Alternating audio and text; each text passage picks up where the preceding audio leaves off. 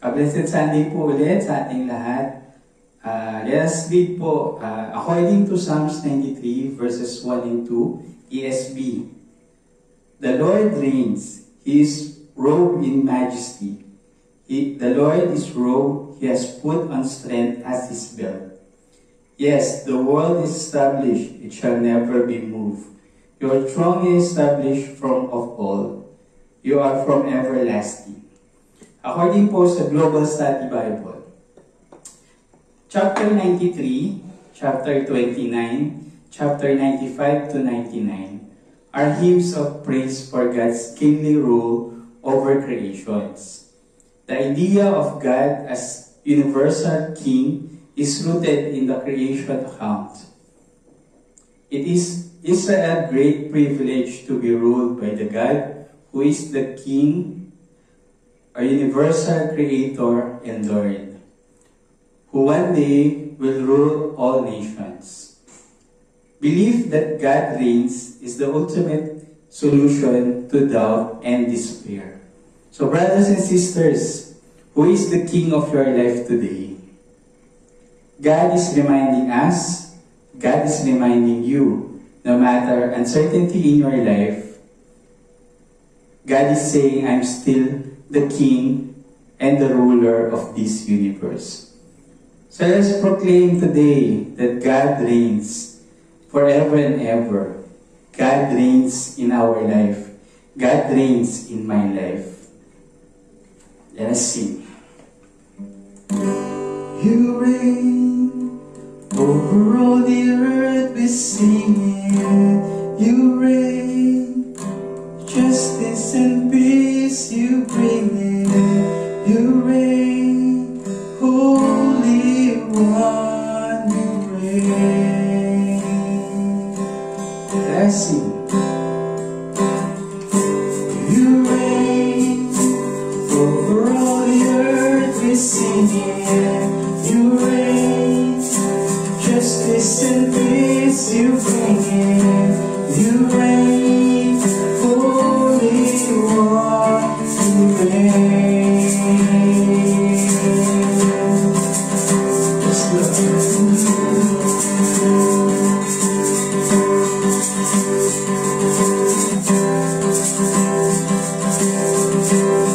over stars, over stars in the sky, over all fear and night.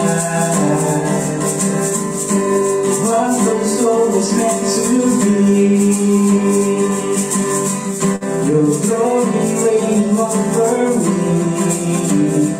You're above, giving control my way, victorious. This time you obey. Let's see. You reign over all the earth, you sing it. You reign, justice and peace you bring it. You reign, Holy One, you reign. Yes, you reign.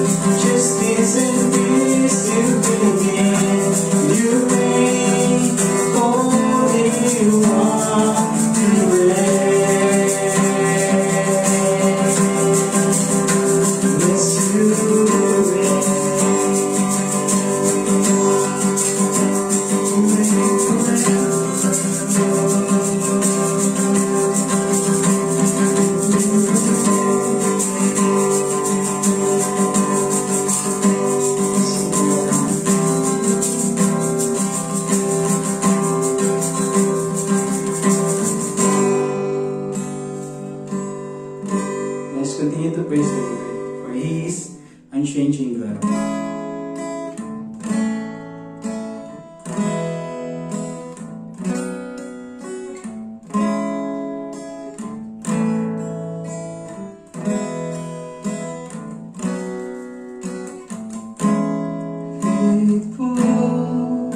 In the waiting you are always faithful. In the valley you are faithful. In the midst of hurt and pain you are faithful.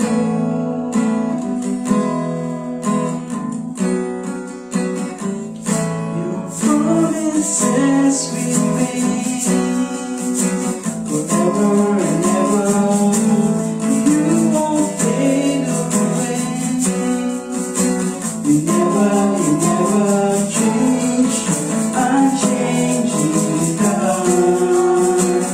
You will never change. Unchanging God.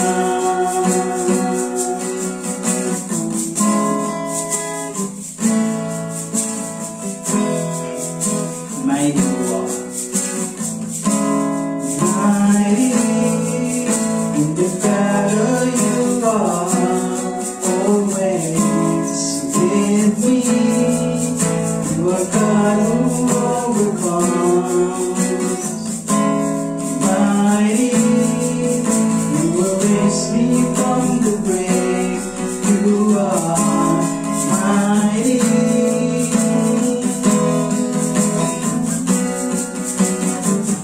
Your promises remain forever and ever.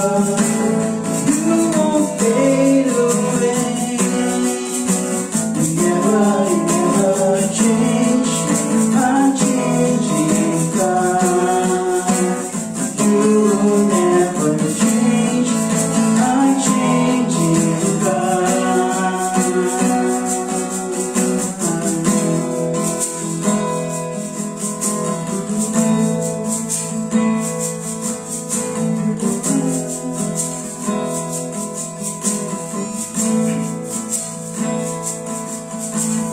Oceans will rise, kingdoms will fall. The word of the Lord stands forever. The sun will stand to fade, the world will pass away, but the word of the Lord stands forever. Death will try to rise, perfect love will rise, but the word of the Lord stands forever. The word of the Lord stands forever. Forever.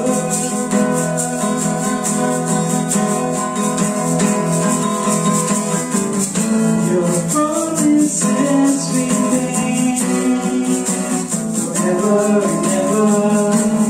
You won't fade away. You never change. Unchanging God. You will never change. Unchanging God. Your promises remain forever and ever. You won't fade away. You never change. Unchanging God. You will never change.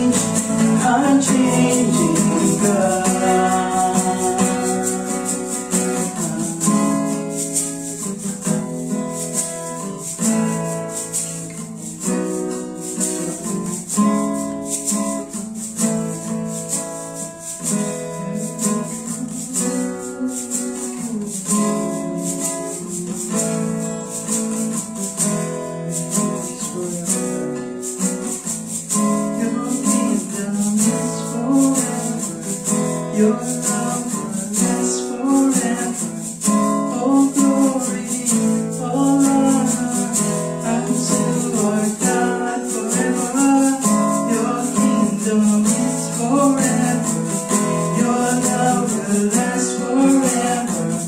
All glory, all honor unto our God forever.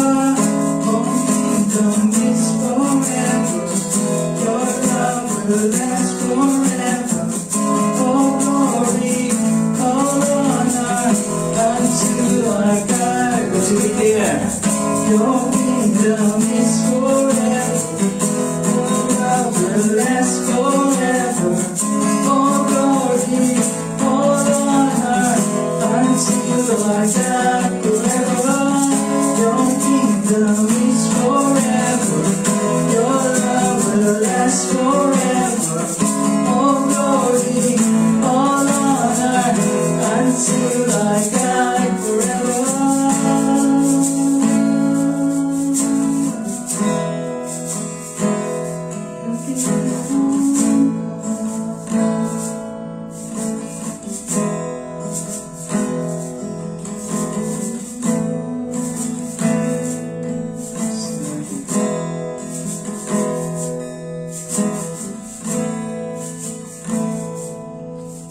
Thank you, Father.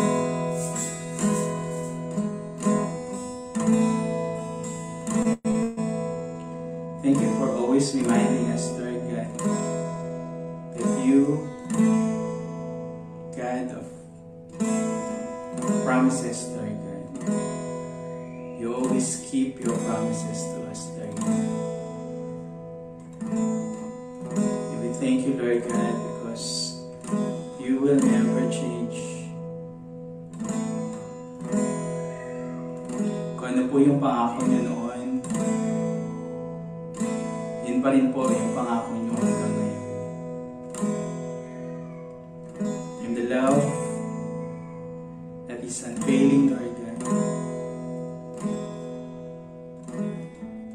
we thank you for that love, Lord God. That love that will continue to encourage us, the love that continue to strengthen us, Lord God.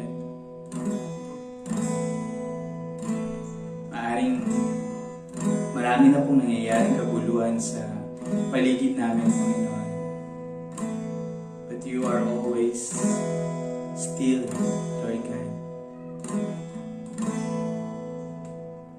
And you always remind us, Lord God, that you reign. You reign in this universe, Lord God. Because you are the one who created me. The one who created the earth, the universe, and everything, Lord God.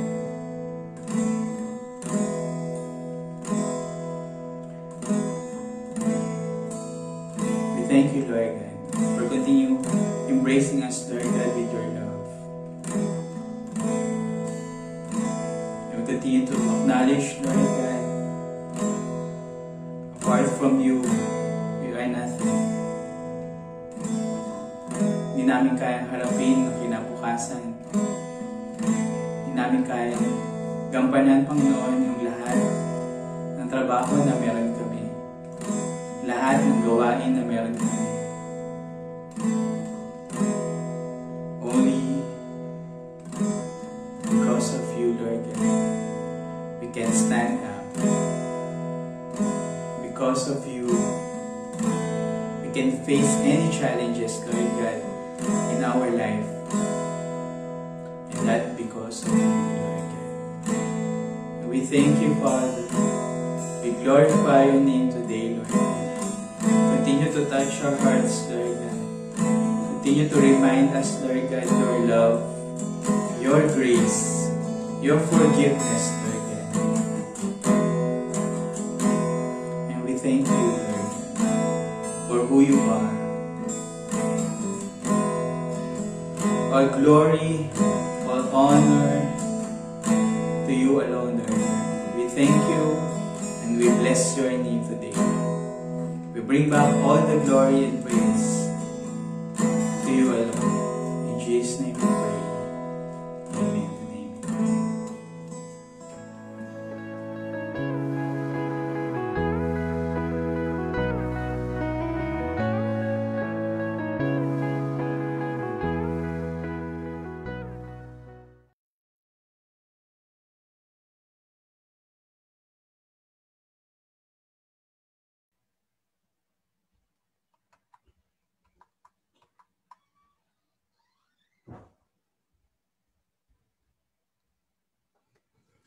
Good morning, A Blessed Church. Para po sa ating scripture reading, buksan po natin yung ating mga Bibles sa Acts chapter 3, verses 11 to 16. Mga gawa, 3 hanggang 11, mula 11 hanggang 16.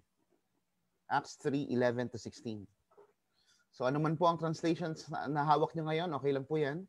But from my end, I'll be reading it from Magandang Balita, Biblia. Let's go. Mga gawa, 3, mula 11 hanggang 16. Habang nakahawak siya kina Pedro at Juan sa lugar na tinatawag na Portiko ni Solomon, patakbong lumapit sa kanila ang mga taong takang-taka sa nangyari. Nang makita ni Pedro ang mga tao, sinabi niya, "Mga Israelita, bakit kayo nagtataka sa nangyaring ito? Bakit ninyo kami tinititigan? Akala ba ninyo'y napalakad namin siya dahil sa sarili naming kapangyarihan o kabanalan? Niluwalhati ng Diyos ng ating mga ninunong sina Abraham, Isaac at Jacob ang kanyang lingkod na si Jesus na isinakdal ninyo at itinakwil sa harap ni Pilato. Gayong ipinasya na nito na palayain siya. Itinakwil ninyo ang banal at matuwid at hiniling na palayain ang isang mamamatay tao. Pinatay ninyo ang pinagmumula ng buhay, ngunit siya'y muling binuhay ng Diyos at saksi kami sa pangyayaring ito. Ang kapangyarihan ng pangalan ni Jesus ang nagpagaling sa lalaking ito. Nangyari ito dahil sa pananalig sa kanyang pangalan. Ang pananalig kay Jesus ang lubusang nagpagaling sa kanya, tulad ng inyong nakikita." Pagpalain po ng Panginoon ang pagkabasa ng kanyang salita. Samahan niyo po ako sa isang maikling panalangin ng paghingi ng gabay. Panginoon, salamat po sa umagang ito. Sinasamba ka po namin, pinapupurihan. Laan po, Panginoon, sa inyo ang aming lakas, isip at puso. Sakupin niyo po ito ngayong umaga, Panginoon. Maituon namin, Lord God, ang aming atensyon sa pangalan mo, Jesus, sa kaluwalhatian mo, sa kadakilaan mo, sa pag-ibig mo sa amin. Maramdaman namin kung gaano mo kami kamahal. At ito'y magtulak nawa sa amin upang patuloy na maglingkod, sumamba, at mamuhay ng naayon sa iyong kalooban. Lord, I pray that you guide us today as we study your word sa aming pagpapatuloy, sa aming sermon series na called out, Panginoon. Patuloy niyo po kaming hubugin bilang mga Kristiyano, bilang isang spiritual na pamilya, bilang isang simbahan, Panginoon. At salamat po sa iyong grasya at biyaya, Panginoon, sa amin ngayong araw. We give you all glory and praise. In the mighty name of Jesus, amen. Okay, mga kapatid, okay naman po ang audio. Hopefully, naririnig niyo po ako ng maayos ngayong araw na ito.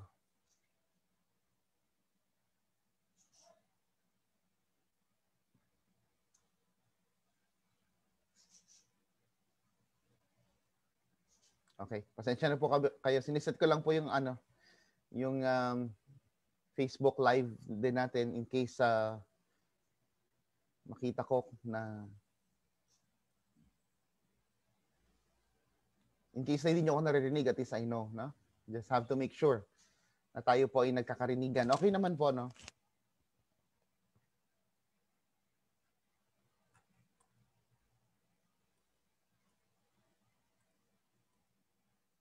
Okay. Magsimula na po tayo. Noong nakaraang linggo, we talked about the lame beggar.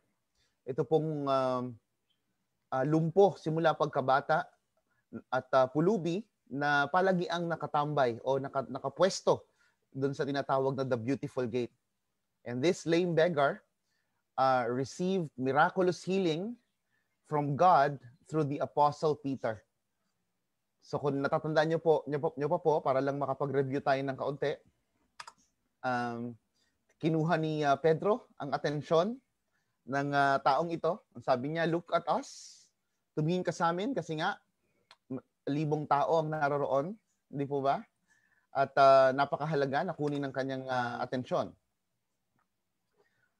Tumingin naman ng lalaki, tumingin naman itong lame beggar, itong lumpo na pulubi,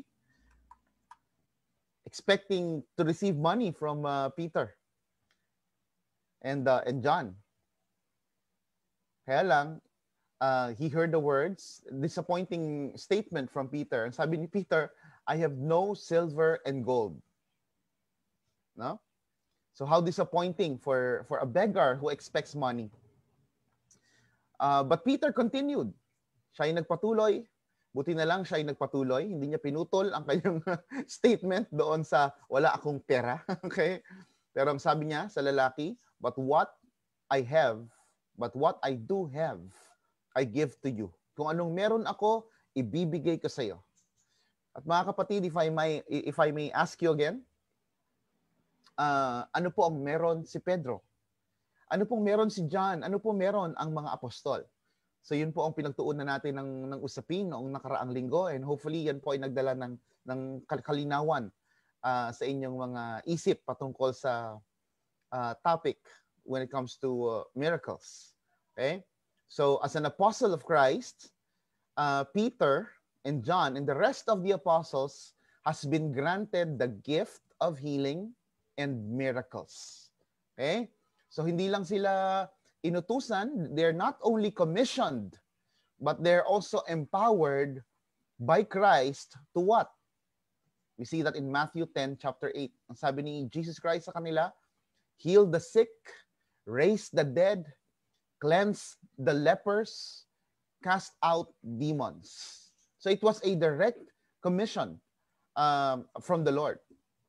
So itong si Pedro, fully trusting and embracing his calling as an apostle, told the man, in the name of Jesus Christ of Nazareth, rise up and walk. And this man was never the same. Nakatanggap ang lalaking ito ng napakagagandang bagay na hindi kayang bilhin ng silver and gold, nang hindi kayang bilhin ng kahit na magkanong salapi. And what is that? He received healing of the body and at the same time restoration for his soul.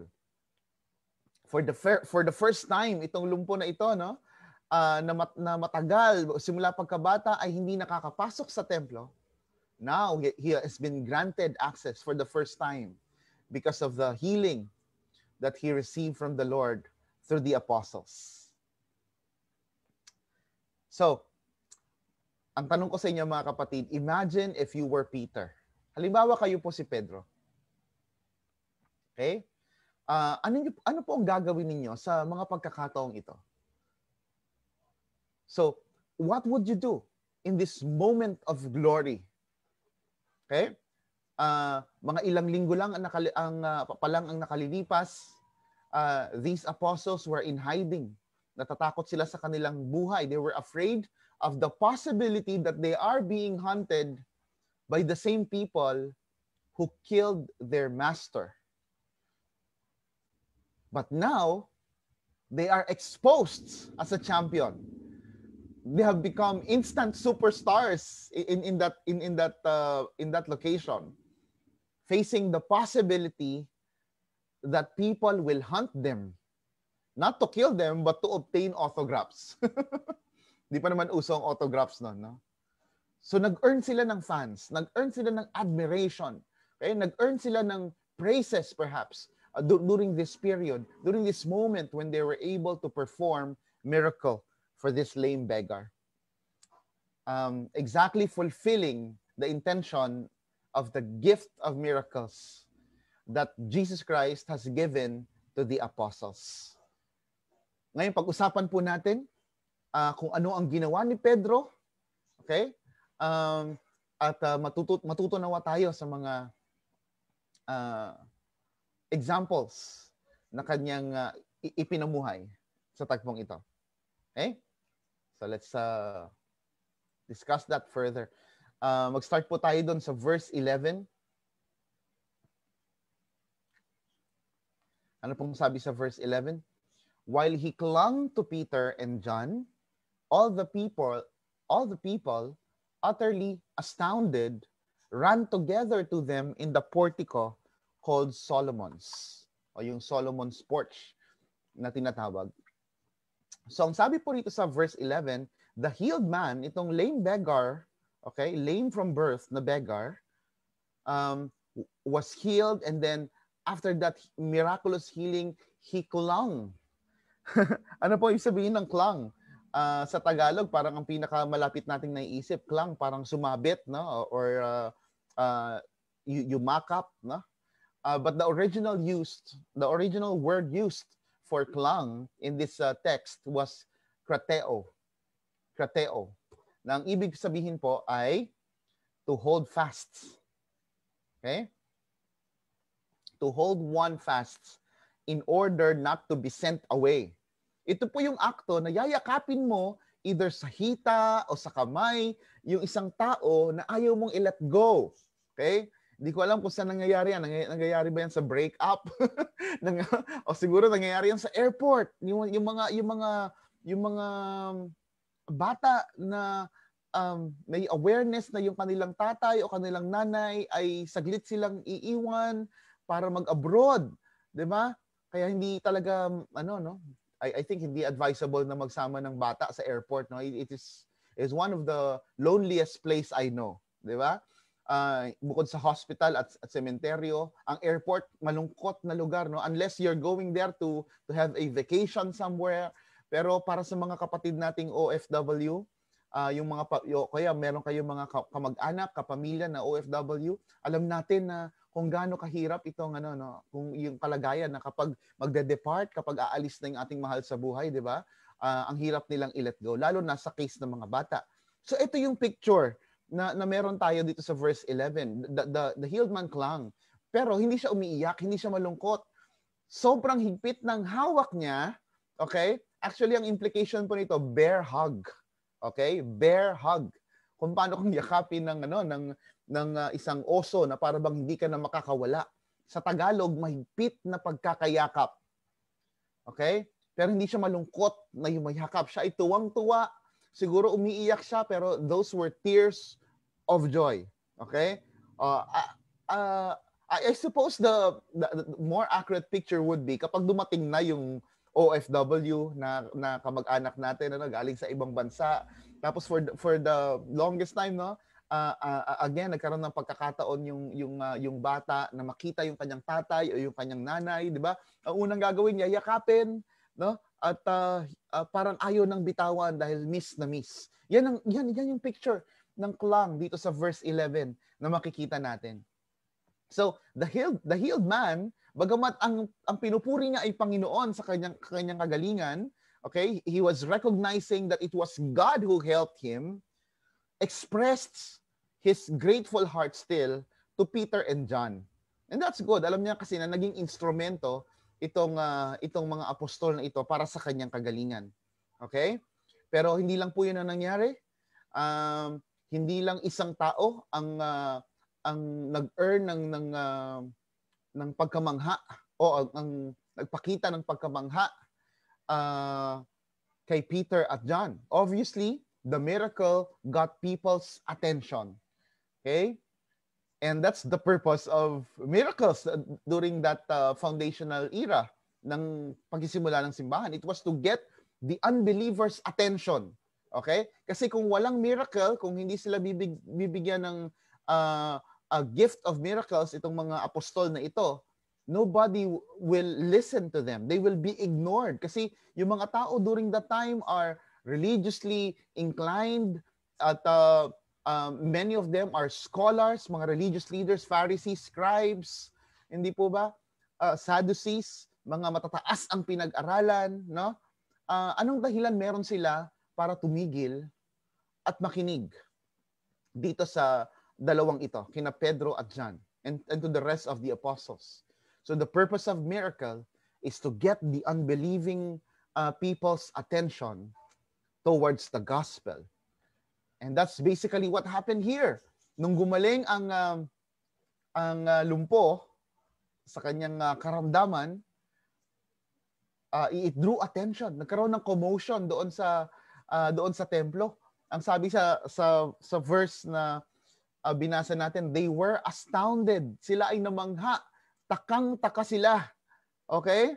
Laglag pa nga nila, no? Habang tinitingnan na naglalakad sina Pedro, si John at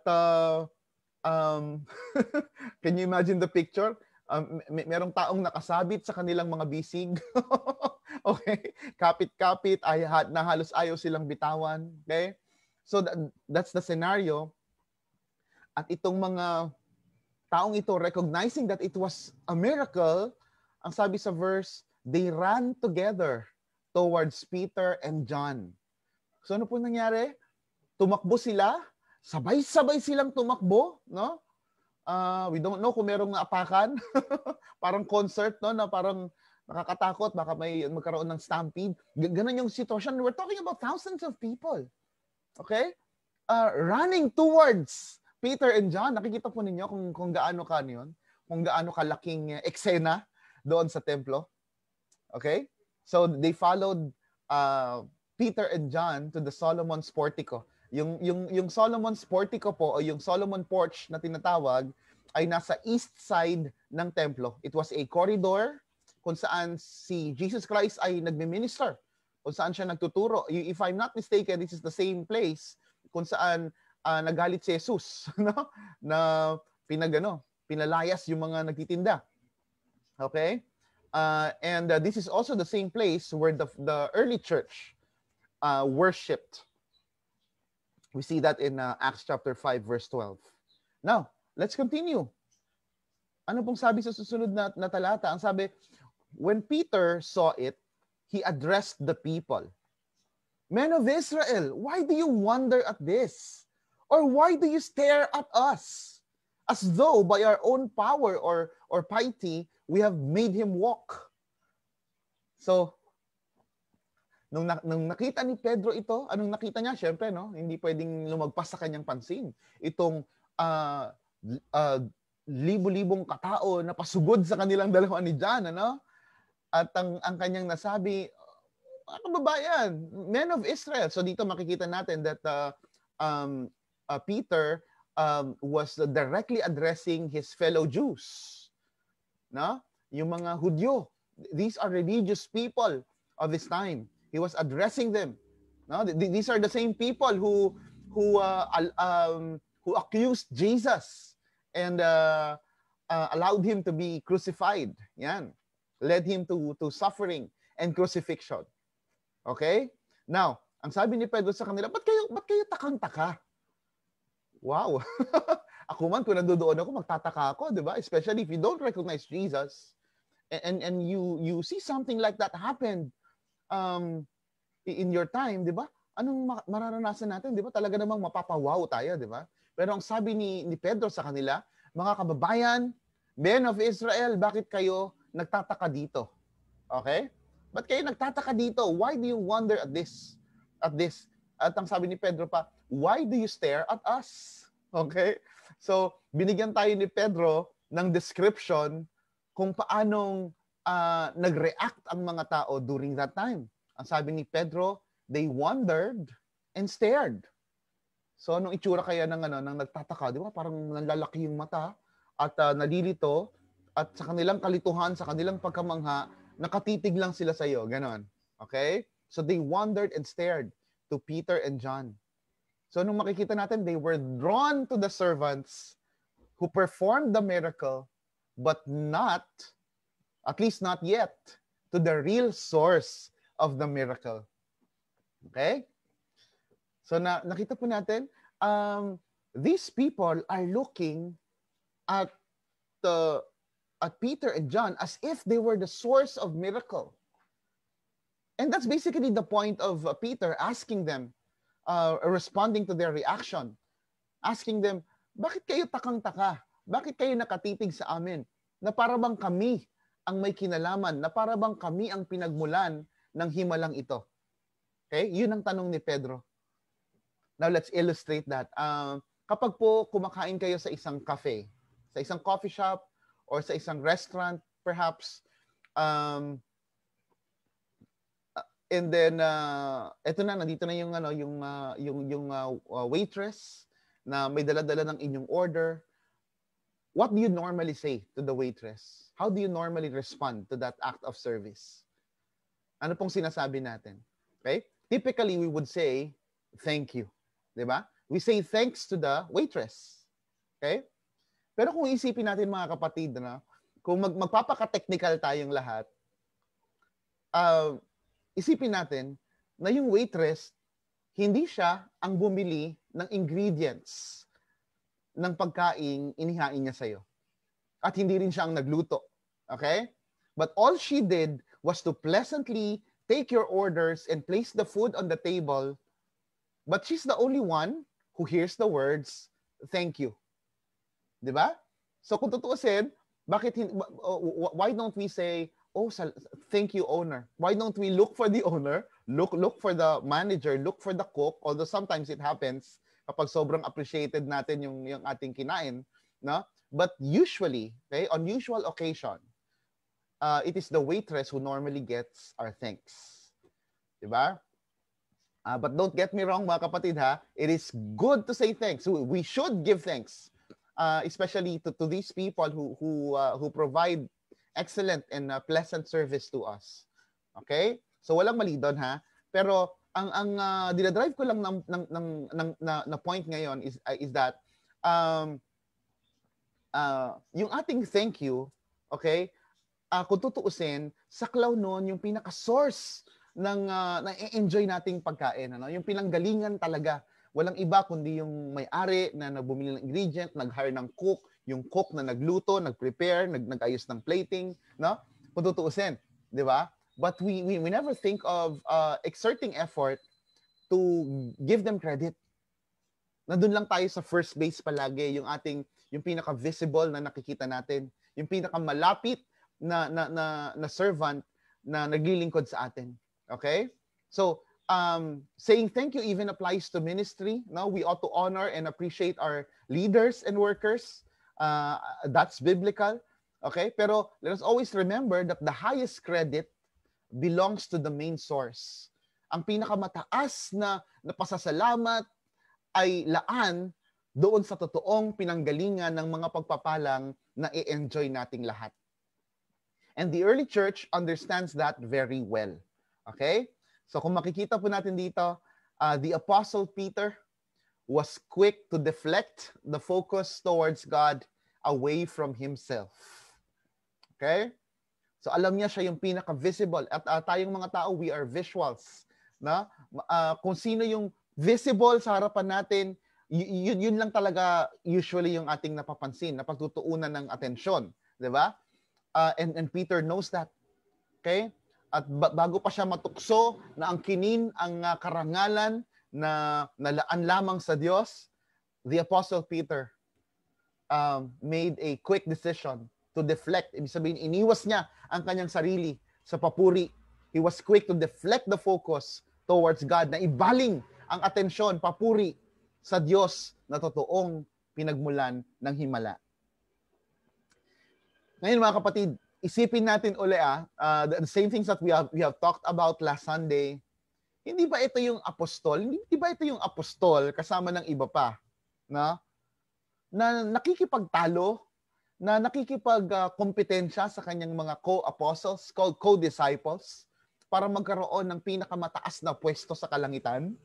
Lalo na tong si John na kasama ni Peter that time. John even confronted Jesus along with James. At kinausap nila si Jesus Christ, atin-atin lang to Pero pwede po ba na sa amin na lang yung pinaka-highest rank? When we get into heaven, pwede po pong pakisecure nyo na ito. Okay? Can we sit beside you? Parang gano'n, no? Can we have that highest honor in heaven? So these people are naturally looking for this type of glorious moment. Di ba? So a natural man would always seek glory for himself. And Peter and John were not exempted. Okay? Kaya nakakapagtaka na itong mga pagkakataong ito, na ibaba nila yung pangangailangan ng kanilang sarili, yung kanilang personal urge, yung kanilang fleshly urge to be recognized. Instead of pointing the credit to themselves, they were quick to point people to Christ. So instead of taking advantage of this instant stardom, Peter managed to point the crowd to Jesus. So mga kapatid, this is not just the natural Peter. Okay?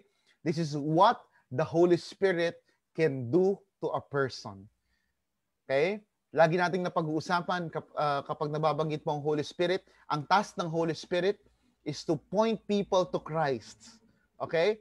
Kaya kung gusto nating malaman kung tayo totoong mga Kristiyano, okay, ang ebidensya po noon, meron tayong constant desire, meron tayong pagnanais sa ating mga puso na maitaas si Jesus, na maibaling ang papuri kay Jesus, na maitaas ang pangalan kay Jesus, na makilala ng mga tao si Jesus.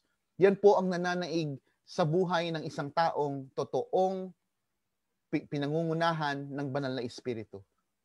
Okay? O pinananahanan ng banal na Espiritu. Okay? So this is the Spirit-filled Peter.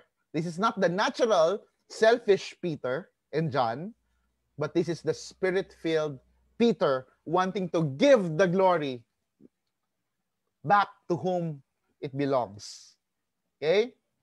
So anong ginawa nila? They point people to Jesus Christ.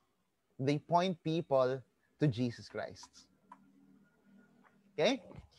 So, naalala niyo pa po ba yung mga pagkakataon na kayo'y tumulong sa kapwa o nagkaroon ng isang winning moment? Either nanalo kayo sa isang patimpalak, okay? O sa isang sports event, o kaya naman sa isang singing contest, o kaya sinabitan kayo ng medal, you've earned the highest honor in your class, di ba? Anong karaniwang pumapasok sa ating mga puso, di ba?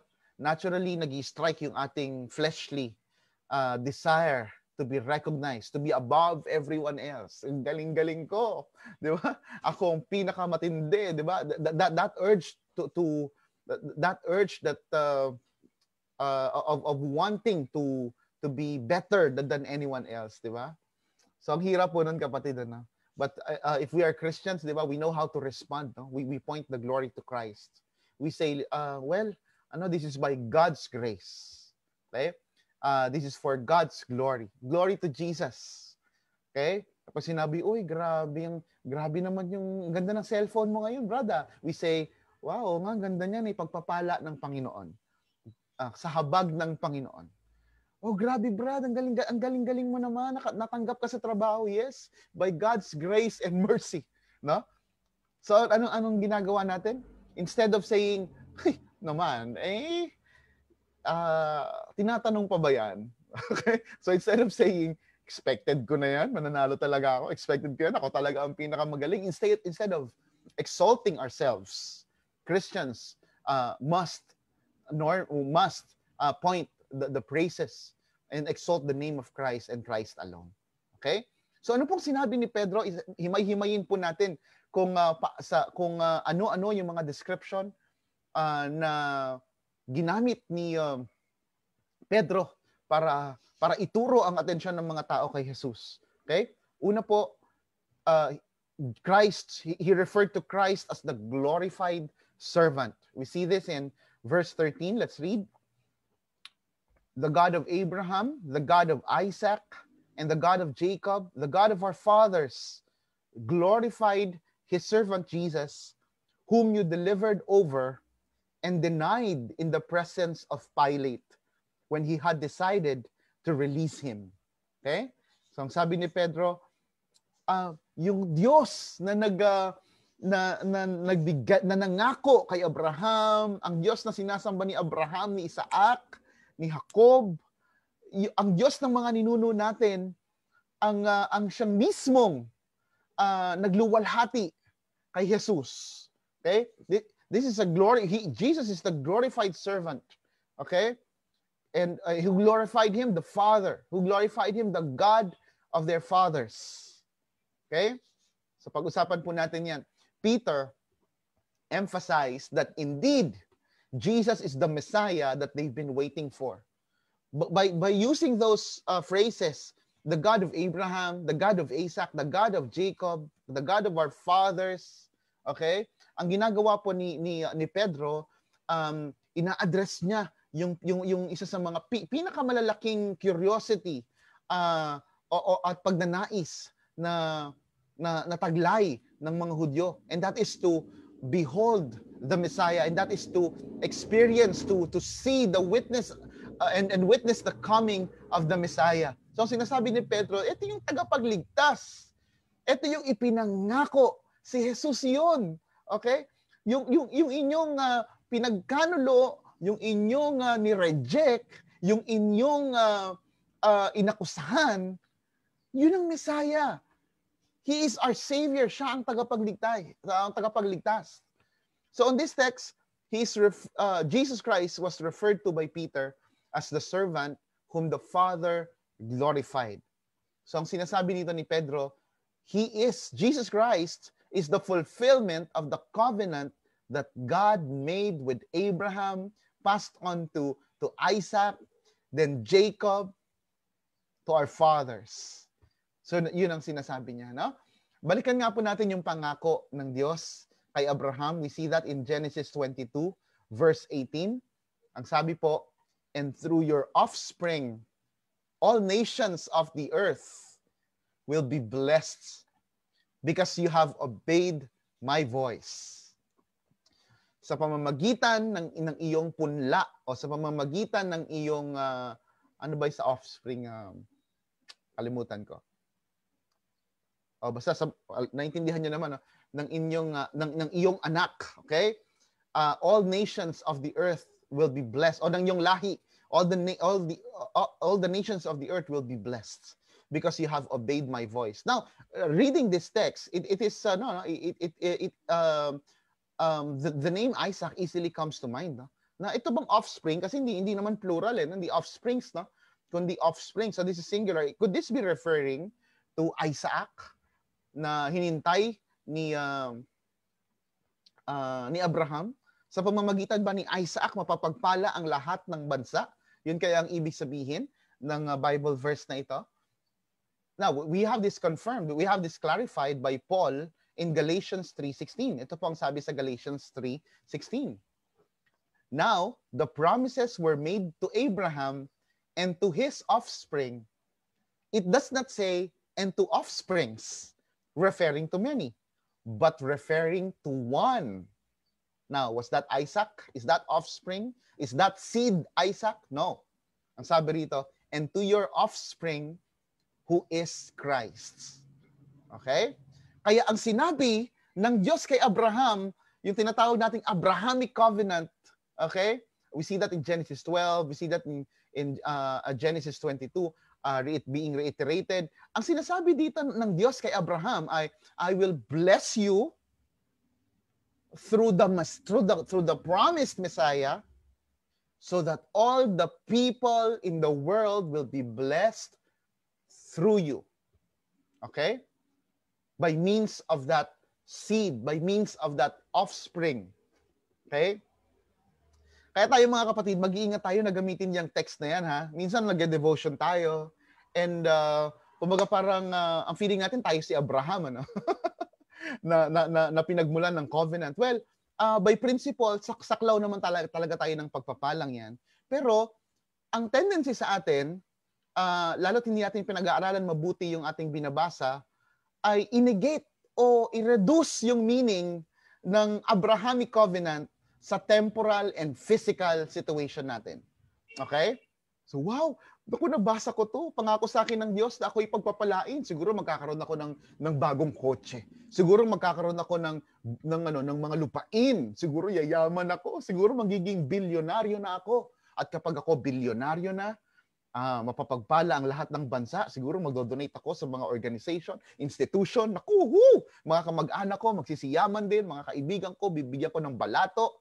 So akala natin, this promise is only about Abraham being blessed materially. Well, no question about it. Abraham was blessed materially. He has to be blessed materially as well for the expansion of the Jewish nation, of that chosen nation. But then we ought to realize, kapatid, it's very clear in Scripture, especially in Galatians chapter 3, that the promise is basically about the offspring. It's about the gospel. It's about the Word incarnated. It's about Jesus Christ who would come to the Jewish nation. It's about Jesus Christ who will come as a savior to the Jews. Okay? And not only to the Jews, but also to the Gentile nations as well.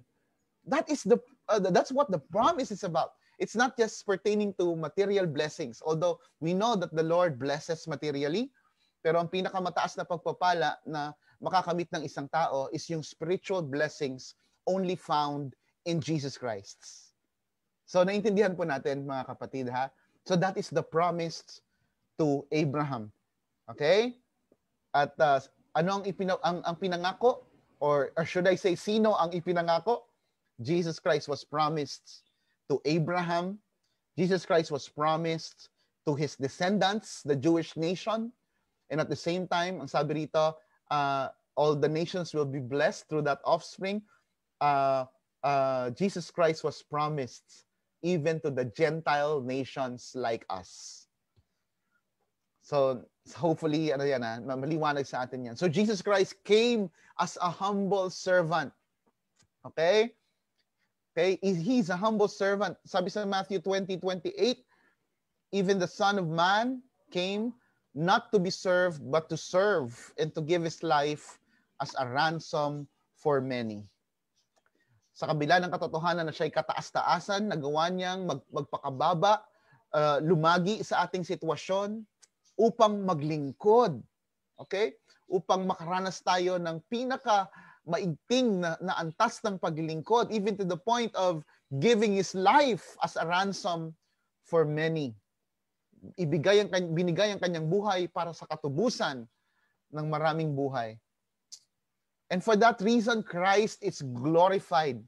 Napag-aralan po natin doon sa ating sermon series, particularly sa Soli Deo Gloria na bahagi. Ang ibig pong sabihin ng glory ay revelation of worth. Okay? Revelation of worth. Pag sinabing revelation of worth, okay? Itong word na glory or kavod sa Hebrew, ito ay may kinalaman sa timbangan. Okay? So, pinapakita ng Diyos kung gaano kabigat, kung gaano kahalaga, kung gaano kaimportante si Jesus. Okay? Jesus Christ is really important. Hindi po ba? Kasi siya lang ang tanging paraan para makaiwas tayo sa kapahamakang naghihintay sa ating mga makasalanan. So Jesus Christ was glorified. That means niluwalhati siya ng Ama. His worth is revealed during his crucifixion, and much more, his worth is revealed when he resurrected. Mamaya pag-uusapan natin yan ng mas malalim. Okay? So habang siya ay niluwalhati, habang siya ay glorify ng Ama, itong mga Israelita naman na ito ignored his worth. Binaliwala siya and treated him as the lowest human being. So nung makikita natin, kapatid, ito po ang Jesus. This is the Jesus who was denied freedom and treated as the worst criminal. Okay? And this Jesus, this humble servant, is the one sent by the Father to serve. Why? Because God so loved the world, as we see in John 3:16. Okay? So people pointed to Peter pointed to Jesus Christ as the glorified servant. Sandali lang po ah.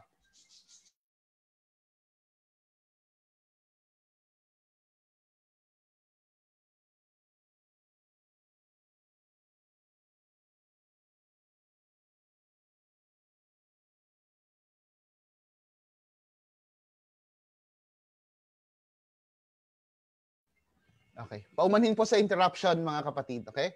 Medyo na-distract ako doon sa sa ringtone ng aking cellphone. Apologies po sa interruption. Now, let's go to the second description of Peter, the holy and righteous one. So he referred to Jesus Christ as the holy and righteous one. Ang sabi po sa verse 14, but you denied the holy and righteous one and asked for a murderer to be granted to you. Do you still remember the scene?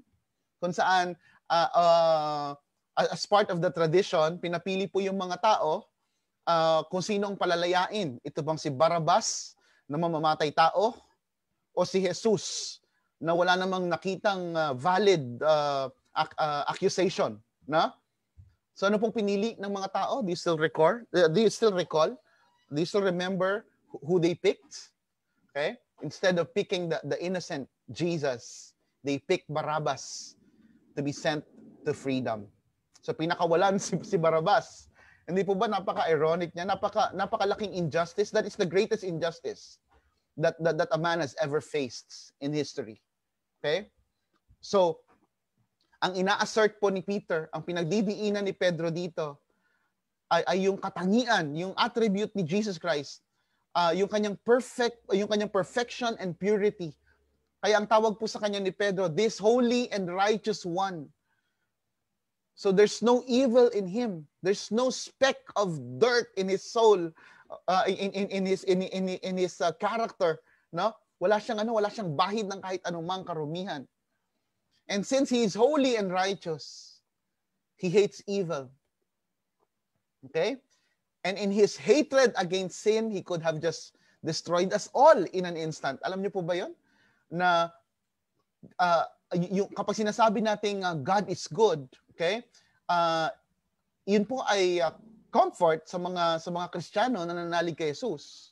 Pero hindi yun masyadong comforting para sa mga tao na nananahan, naglulumangoy sa kanilang mga kasalanan. Alam niyo po ba? Kasi po, pag sinabi natin God is good all the time, ang ibig sabihin nun, o kasama doon sa package na yon, yung kanyang pagkamuhi sa masama, yung kanyang pagkamuhi sa kasalanan. Okay? Since He is holy and righteous, perfectly good, He hates evil. Okay? At sa ating mga kasalanan, pwede niya namang piliin na ayoko ng kasalanan eh. Lipulin na nga lang tong mga taong ito para wala nang problema, para wala nang pasakit pa, para wala nang pasaway. Hindi po ba ganun? Pwede namang gano'n, ano? Pero tayo nakakabangon pa rin sa araw-araw, thank the Lord, okay, for His mercy that is being renewed every day. That's one reason why His mercy has to be renewed every day, because every day we sin, every day we fail. We need His grace and mercy daily. Okay? Instead of choosing to demonstrate, instead of destroying us because of our sinfulness, Jesus Christ chose to demonstrate love and to heal our sinfulness. So ang ginawa ni Jesus, instead of destroying us, He dealt with our sin by dying on the cross for us, by facing the penalties of sin in our behalf. At para saan po yan? Yun ba ay para manatili tayo sa ating kasalanan? Yun ba ay para manatili tayong sa paggawa ng mga bagay-bagay na hindi kalugod-lugod sa Kanya? Hindi po. Okay? We were saved, we were forgiven, we were redeemed, we were restored. And that is also for the purpose, part of the plan is to become like Him. Okay? At kaya kasama po ng urge ng banal na Espiritu sa ating mga buhay, yung pagnanais na tayo ay maging katulad ni Kristo. And so we mourn for our sins. And we pray daily, praying that day by day we will become like Him in character, in our responses to to everything that we experience. Okay? So ano pong ibig sabihin? Jesus addressed the problem of sin by facing its penalties in our behalf. Instead of just destroying us para wala ng problema, no, ang ginawa ng Panginoon, no, bababa ako, as commissioned by my Father, I'll go down, magkakatawang tao, parurusahan, mamamatay, para pagbayaran ang atraso ng mga taong ito. Para pagbayaran ng atraso ng mga kasalanan ito. So that's what happened, mga kapatid. So itong inosenteng si Jesus Christ, okay, sinless Christ was punished. Tingnan nga po natin yung scenario. He was punished in exchange for a criminal's freedom. Hindi po ba? At yun po ang misteryosong picture ng gospel na alam natin, ano? Jesus suffered and died so sinners like us can be freed from the bondage of sin and its eternal consequence. So si Jesus ay napahirapan, namatay para sa mga makasalanang tulad natin upang tayo makalaya sa pagkakaalipin natin mula sa kasalanan at makaiwas sa parusang naghihintay para sa mga makasalanan. Yun po ang ginawa ng kamatayan ni Jesus, mga kapatid. Okay? And we have to remember, no? Sabi sa Galatians 5:1, for freedom Christ has set us free. It's freedom from trying to obtain God's favor by means of our own effort, no? It is freedom from sin. Okay? Now, tandaan po natin, ha, tayo po ay pinalaya hindi para magpatuloy sa kasalanan, kundi upang palayain mula sa pamumuhay na makasalanan. So it is, Jesus Christ freed us from sin. We are not free to sin. Okay? Kaya nga po, with the presence of sin around us, the Lord would allow us to suffer the consequences. Kahit po tayo mga Kristiyano na, no? Kapag tayo gumawa ng bagay na hindi kalugod-lugod sa Diyos, dahil mahal niya tayo, kasama yung pagdidisiplina na nagsasuffer tayo ng mga consequences na ginawa, nadulot ng mga ginawa nating hindi kalugod-lugod sa Kanya. Diba? So, yan po ang sitwasyon. Ano? Peter referred to Jesus Christ, point people's attention to the holy and righteous one, Jesus Christ.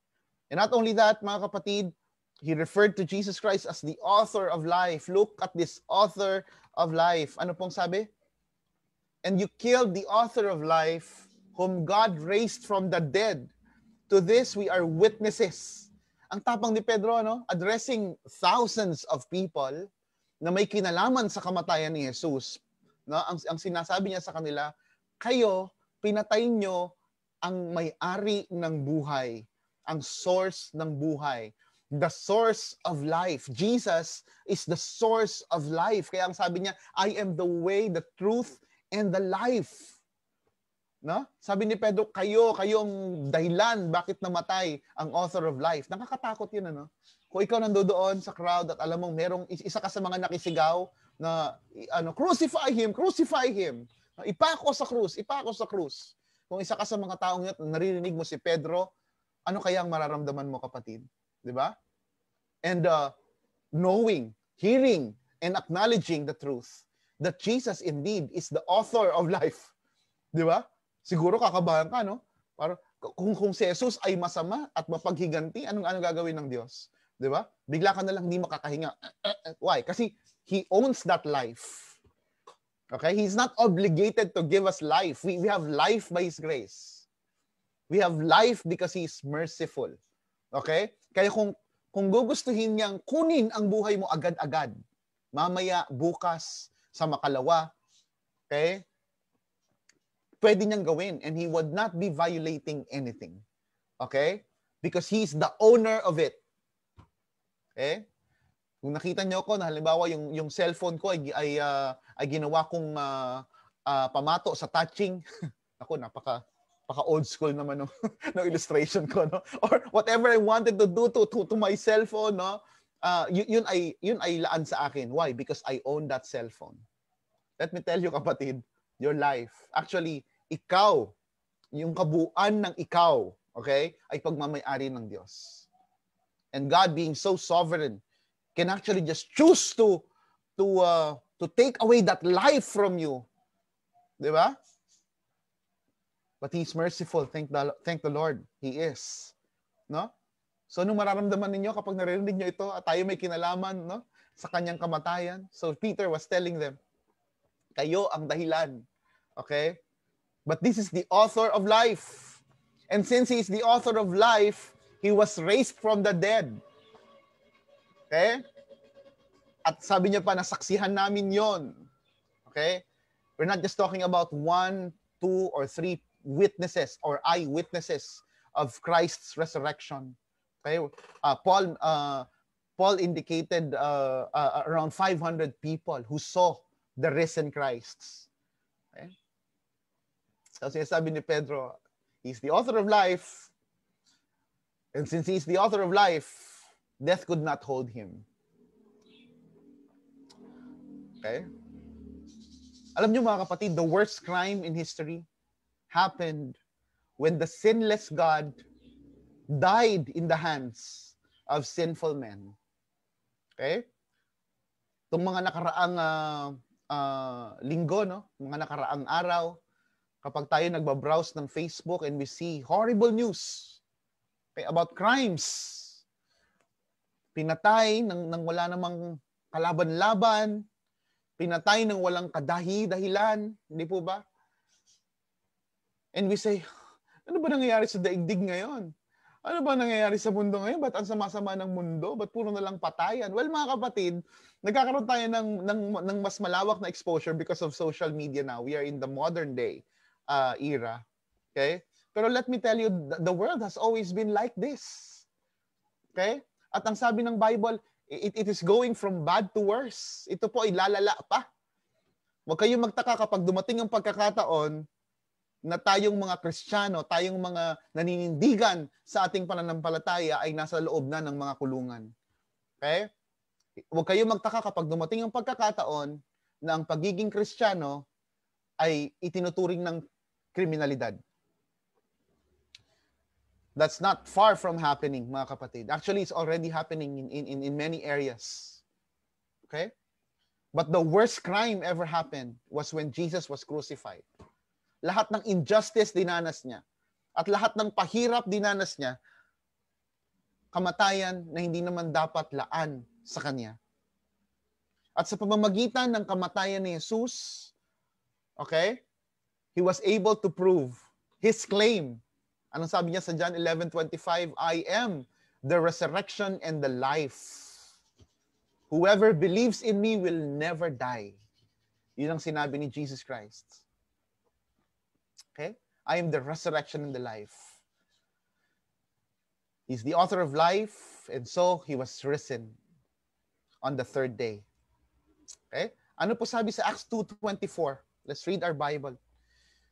Acts 2:24, this is also Peter saying, but God released Him from the horrors of death and raised Him back to life, for death could not keep Him in its grip. Hindi siya kayang hawakan ng kamatayan. Why? Because He's the author of life. He's the life. He is the resurrection. Okay? And for the same reason, kapatid, kaya niyang mangako ng walang hanggang buhay. Why? Hindi lang karapatan ng kanyang taglay, kundi kakayahan na talagang magbigay ng buhay because He is the source. He is the author of life. So ang sinasabi ni Pedro dito, Jesus Christ defeated death. Ginupo, tinalo, nilampaso ni Jesus ang kamatayan. Yung pinakamalaking bully sa buhay ng mga tao. We're all afraid of death. Okay? That bully was taken down, was defeated, was trampled by Jesus Christ. And Peter affirmed this truth. Pinatotohanan ni Pedro ang katotohanan ito, ang katotohanan ng muling pagkabuhay ni Jesus by claiming to be an eyewitness. Ang sabi ni Pedro, saksi ako dyan. Hindi lang ako, marami kami, I am an eyewitness. And this miracle proves that Jesus Christ is indeed alive. So ang sinasabi ni Pedro, kung naniniwala kayo na ito'y himala, itong nangyari sa lumpong ito, then wala kayong choice kundi maniwala din na buhay ang source ng miracle na ito, none other than Jesus Christ. Okay? And lastly, Peter pointed people to the only name who can make a person whole. Okay? Sabi sa verse 16,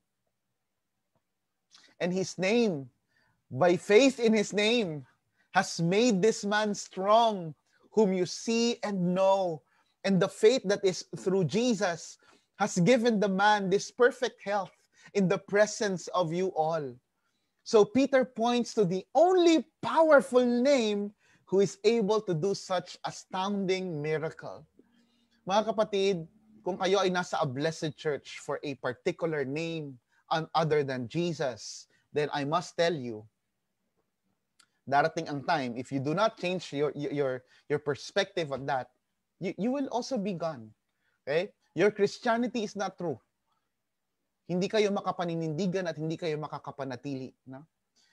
If you are here because of the pastor, if you are here because of the elder, if you are here because of your church mates, okay? If you're here about if you are in a blessed church for anything else, if you are in church for somebody else than Jesus, then your commitment will never last.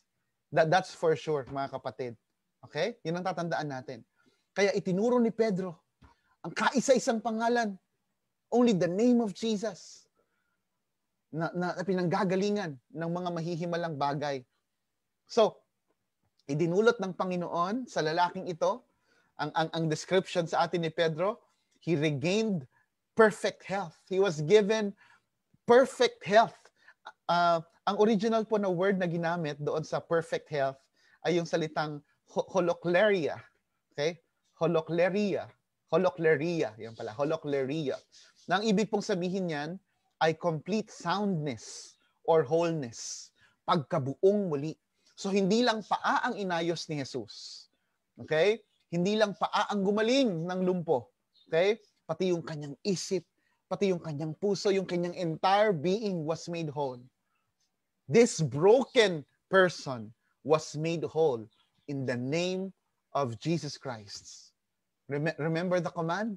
Ang sabi ni Pedro, in the name of Jesus Christ of Nazareth, rise up and walk.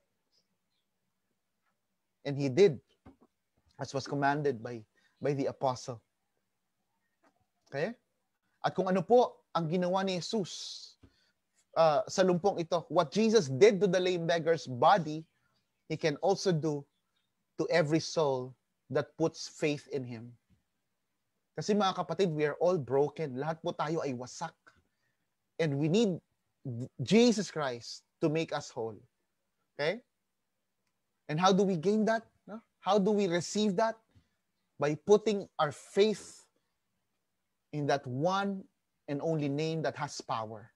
The name of Jesus Christ. So, sa lahat ng ito mga kapatid na makikita natin, sa ating mga napag-usapan, Peter appointed people to Christ.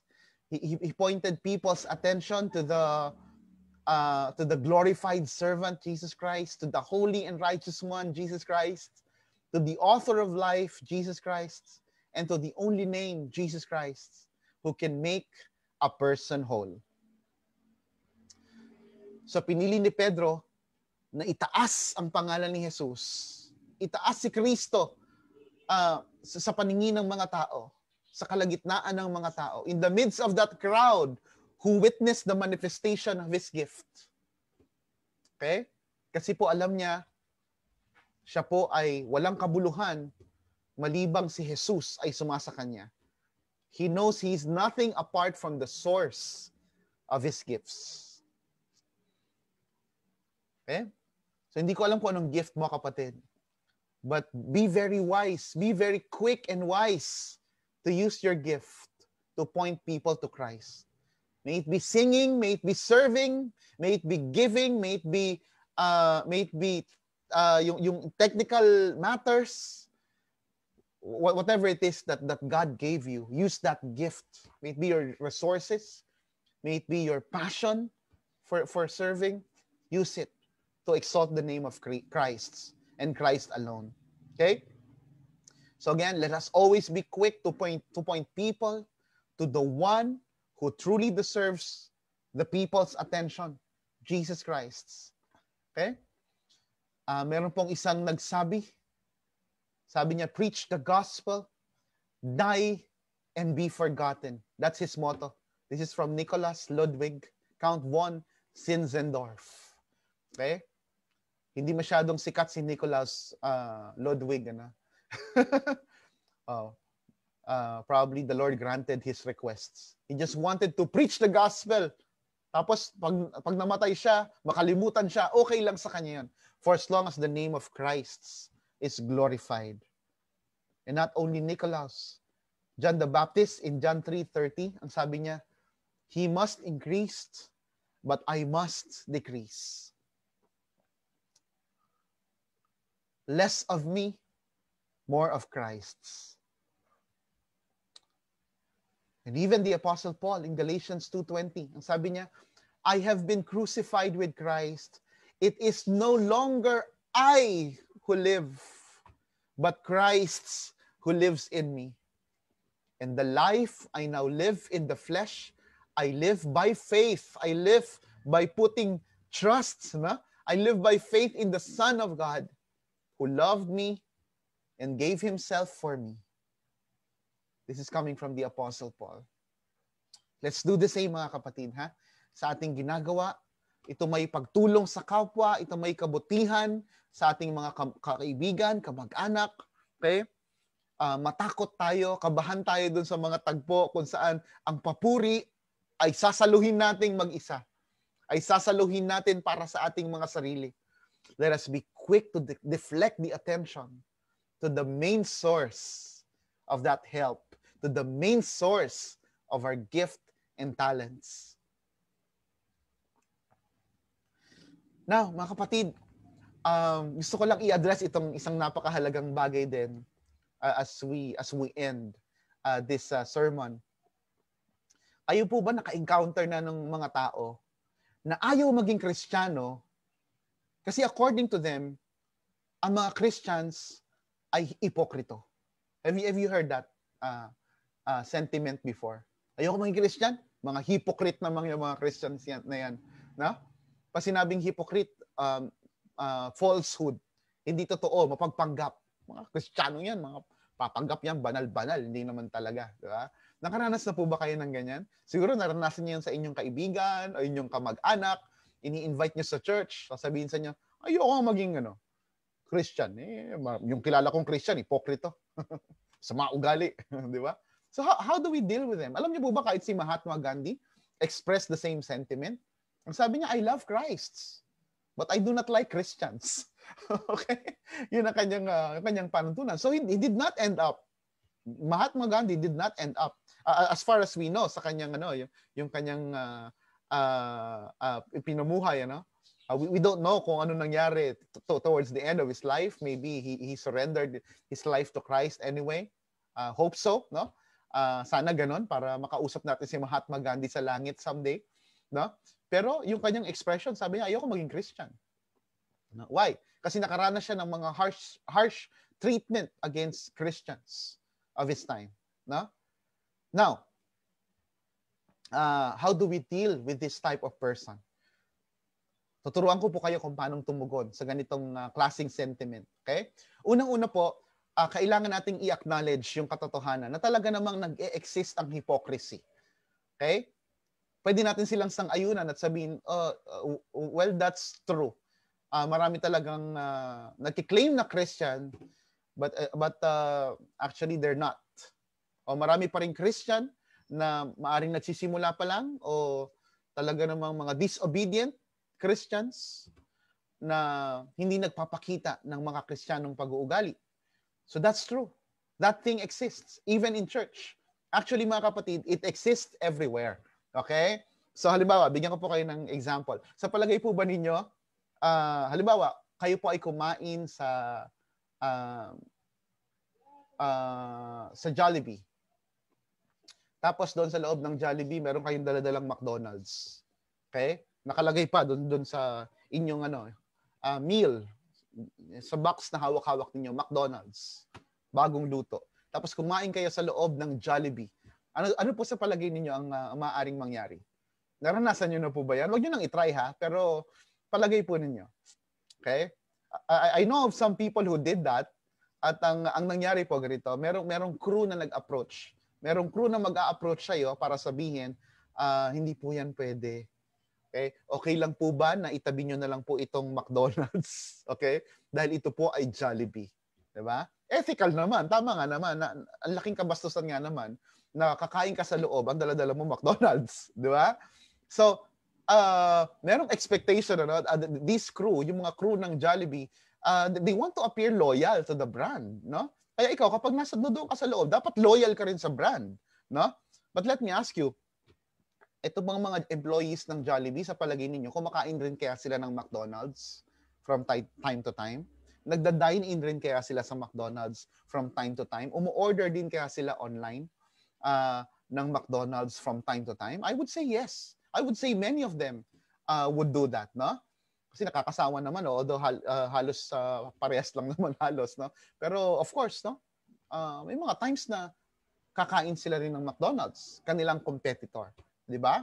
So, does that make you decide na ayoko na kumain sa Jollibee? Bakit? Ba't tayo kumain sa Jollibee? Kasi mga empleyado dyan kumakain sa McDonald's. Ganun po ba ang nangyayari sa atin? No? Why? We hate hypocrisy, di ba? So isn't that hypocrisy? Na? Pira kayo. Kunyari, loyal kayo. Galit na galit kayo. Ayaw nyo ipahintulot na kami ay magdala ng McDonald's sa loob because you want to appear loyal. But then makikita ko yung empleyado ninyo kumakain sa McDonald's. No? Does that make you think out of that hatred for hypocrisy, against hypocrisy, na ayoko na kumain sa Jollibee? Why? Yung empleyado nila kumain ng McDonald's. Ayoko na kahit kailan. Ganun po ba ang nangyayari sa atin? No. Of course not. Di po ba? So, hypocrisy happens everywhere. That's my point. Now, when you encounter such person, kapag kayo naka-encounter ng ganyang klaseng tao, no, na ganun ang panuntunan, point them to Christ by asking these questions. Tanungin niyo po sila. Number 1, tanungin niyo po sila, si Jesus Christ ba hipokrito? Is Jesus Christ hypocrite? Sa palagay ko naman, you already know the answer, no? So most likely they would say, of course not. Siyempre hindi. Bait ni Jesus Christ eh. Okay? Now the second question is, sa palagay mo ba, si Jesus ay nalulugod sa hypocrisy? Okay? Does Christ delight in hypocrisy? Gusto niya bang nakakakita ng hypocrisy sa kanyang simbahan? Okay? Pangatlo, tanungin niyo po sila, lahat ba ng Christians na na-encounter mo hypocrite? Are all Christians hypocrites? Now, given na yon that you might have encountered Christians na hindi mukhang Christians at hindi ugaling Christians, no? Maybe they're not really Christians or maybe they're just starting to grow as Christians. There could be a lot of reasons to it. Okay? But the question is, lahat ba ng Christians na na-encounter mo sa buhay mo ay ipokrito? Okay? And lastly, you may want to ask them, ikaw ba ay mas banal? Ikaw ba ay mas mabuting tao? Higit sa mga ipokritong tinutukoy mo? Are you a better person than these hypocrites? Kapag sinabi nila na, oo naman, mabuti akong tao, hindi ako nananakit, hindi ako nagpapanggap, no? So maybe you can stop there and say, kapatid, kung ganyan ang tingin mo sa iyong sarili, maybe you do not need the church. Okay? Because the church caters to people who are broken. The church caters to sinners. That the church caters to those people who think they need help in terms of their character, in terms of their behavior, in terms of their spiritual growth. If you do not see any problem sa iyong pag-uugali, kung sa palagay mo ikaw ay banal, perpekto, matuwid, mabait, mabuti, okay? Then maybe you do not need church. And mga kapatid, that's one reason why a lot of people do not go to church, because they don't think they need it. Okay? Now, if they say, yes, I'm better than them, better than those Christians, then maybe they do not need church. Stop there and pray na lang. Okay? But then if they say, no, I'm not better than those people, pag sinabi nila, hindi naman, makasalanan din naman ako. Hindi naman, ipokrito din naman ako minsan. Then you can just right there and then go ahead and tell them, then ibig sabihin nun, you need Jesus Christ in your life. This church preach about Jesus. We point to Jesus Christ. And you need Him in your life. We all do. Okay? Mga kapatid, hindi ko alam kung napansin po ninyo yung repeated words dun sa ating main text. Pakita ko po sa inyo yan, ha? Balikan lang po natin ito. Sa verse 13, ang sabi ni Peter, this Jesus whom you delivered over and denied in the presence of Pilate. You denied Jesus Christ. Yan ang sabi ni Peter sa verse 13. And then sa verse 14, inulit niya pa, sabi niya, but you denied the Holy and Righteous One. Hindi ko alam kung alam nyo o nahahalata nyo kung saan ako papunta. Pero isipin natin, sino po ang nagsasalita dito? Sino nga po uli ang pinanggagalingan ng mga statement na ito? Mga kapatid, these statements, denied, is coming from a man who denied Jesus 3 times. Okay? Ano ibig sabihin? This man, despite that denial, despite that sin of denying Christ, despite that that cowardice, sa kabila ng kanyang karuwagan, sa kabila ng kanyang kawalan ng pananampalataya, pagkatakot, okay? He was called by God to boldly proclaim the gospel truth to people. I praise the Lord, it's not about Peter. I praise the Lord, this is not about Pastor Kerux. I praise the Lord, this is not about our elders. I praise the Lord, this is not about a blessed church. Okay? Mga kapatid, Christianity is not about Christians. It is about Christ. The church is not about its members. It is about Christ. Our ministry is not about our spiritual gifts. It is about Christ. The Bible is not about the prophets, the kings, the judges, the apostles. No, it is about Christ. So if you look at those people, if you look at your pastor and observe his life, if you look at Apostle Peter of the apostles, if you look at your church mates, if you look at somebody else's, sooner or later you will be disappointed. They do not have the perfection, the purity, okay, that Jesus Christ possesses. At yun ang dahilan kung bakit sinasabi sa atin ng Biblia, fix your eyes on Jesus, the author and perfecter of your faith.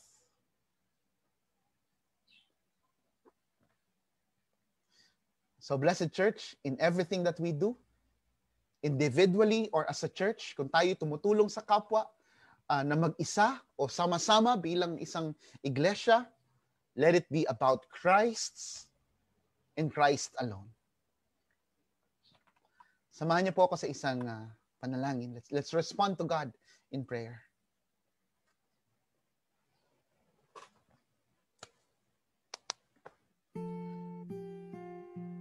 Lord, thank you for your word.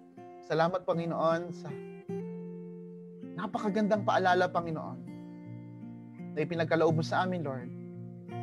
We have that natural tendency, Lord God, to get the glory. We have that natural tendency to exalt ourselves, to look at ourselves very highly, to put ourselves on pedestal, to sit on that throne that we do not deserve. Lord, but this morning you have reminded us, Lord, to point praises, to point the glory to you alone, to point the people's attention towards you alone, na ang tanging branding na meron kami ay walang iba kundi ang pangalan ni Jesus, na ang tanging itataas namin ay pangalan ni Jesus sa anumang tagpo ng aming buhay, sa alinmang aming ginagawa, Panginoon, we will always point to you. Transform our hearts, Lord God. Just like what you did to Peter, just like what you did to the Apostle John, just like what you did to the Apostle Paul. Panginoon, magsilbing kalakasan nawa, Panginoon, ang aming mga napag-aralan sa buong linggong darating.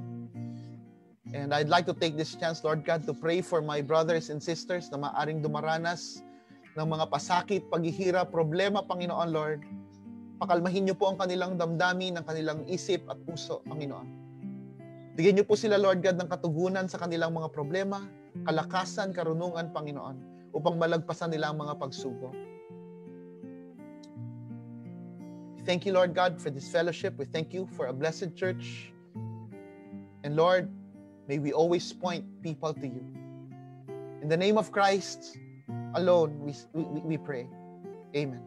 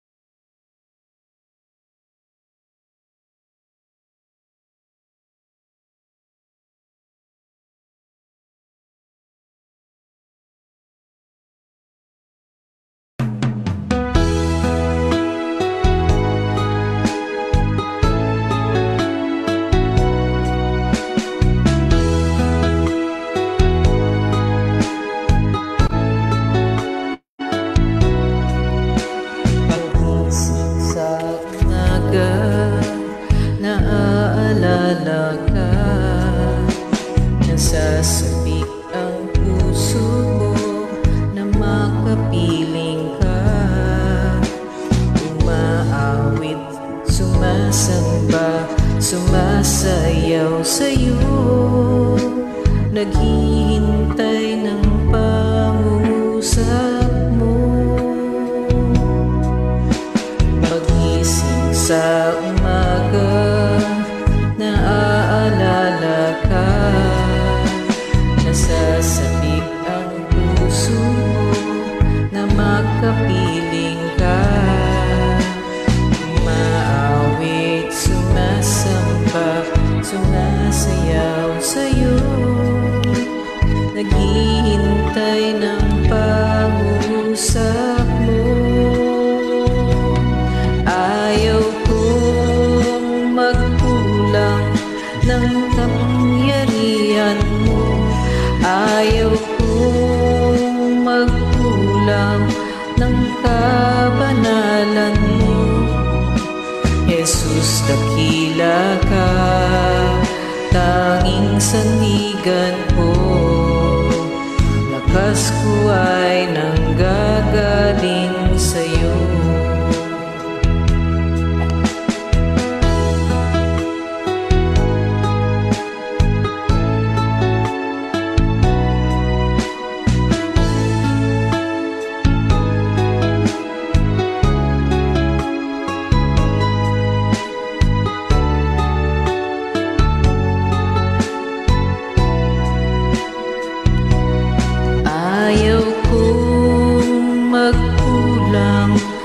Kapangyarihan mo, ayaw kong magkulang ng kabanalan mo. Jesus, dakila ka, tanging sandigan ko, lakas ko ay nanggagaling sa'yo. Ayaw kong magkulang sa kapangyarihan mo, ayaw kong magkulang sa kabanalan mo. Jesus, dakila ka, saligan ko, lakas ko ay nanggagaling sa'yo. Lakas ko ay nanggagaling sa'yo. Lakas ko ay nanggagaling sa'yo.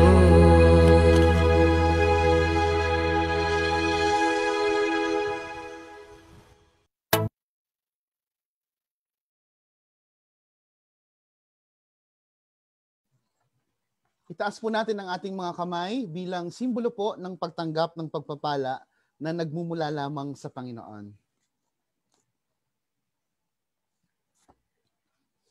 Sa Kanya na makapag-iingat sa inyo upang hindi kayo magkasala at makapaghaharap sa inyo ng walang kapintasan at may malaking kagalakan sa Kanyang kaluwalhatian sa iisang Diyos na ating tagapagligtas sa pamamagitan ni Hesukristo na Panginoon natin. Sa Kanya ang kaluwalhatian, kadakilaan, kapamahalaan at kapangyarihan mula pa noong una, ngayon at magpakailanman. Amen. Purihin po ang Panginoon at manatili lamang po tayo sa ating mga pagkakaupo at para po sa ilang mahahalagang announcements.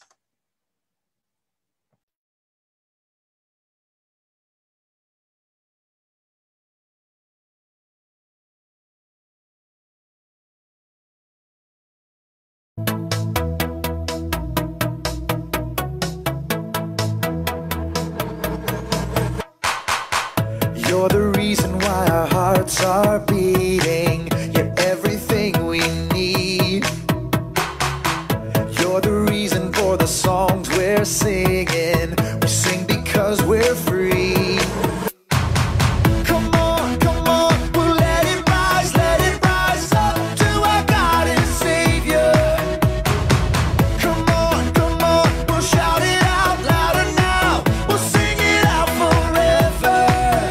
Hear our praise rising up, whoa, from the hearts of the found. Whoa, we lift a shout to the one who has saved us. What a beautiful sound. Whoa, rising up to you. Rising up to you. To our King who saves, hear our endless praise. Rising up to you.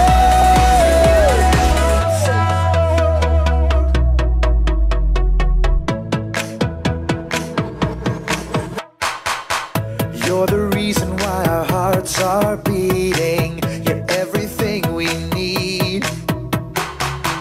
You're the reason for the songs we're singing. We sing because we're free. Come on, we'll let it rise up to our God and Savior. Come on, we'll shout it out louder now. We'll sing it out forever. Hear our praise rising up.